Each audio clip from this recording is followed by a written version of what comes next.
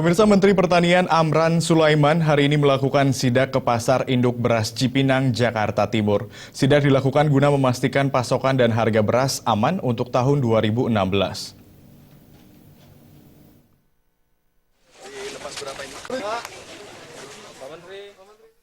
Guna mengantisipasi gejolak harga beras di awal 2016, Menteri Pertanian Amran Sulaiman mengunjungi Pasar Induk Beras Cipinang, Jakarta Timur untuk mengecek pasokan beras dan pelaksanaan operasi pasar beras yang dilakukan Perum Bulog.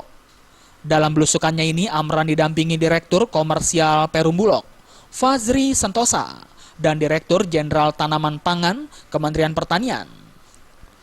Sesampainya di Pasar Beras Cipinang, Amran mengunjungi beberapa toko beras dan berdialog dengan para pedagang.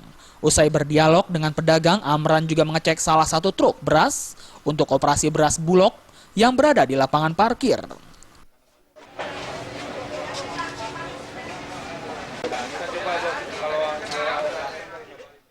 Ditemui usai melakukan sidak, Menteri Pertanian Amran Sulaiman mengatakan bahwa jumlah beras yang disiapkan untuk operasi pasar sebanyak 150.000 ton untuk 1 bulan dan dijual seharga Rp8.300 per kilogram.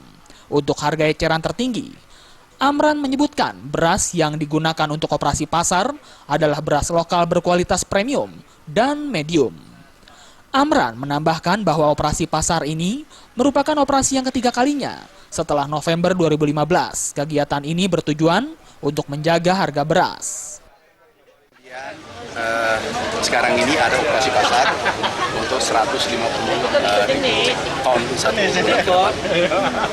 Okay. Harganya 7.500 beli di gudang dan 8.300 HET. Untuk beras apa tuh? Kan ada premium ada.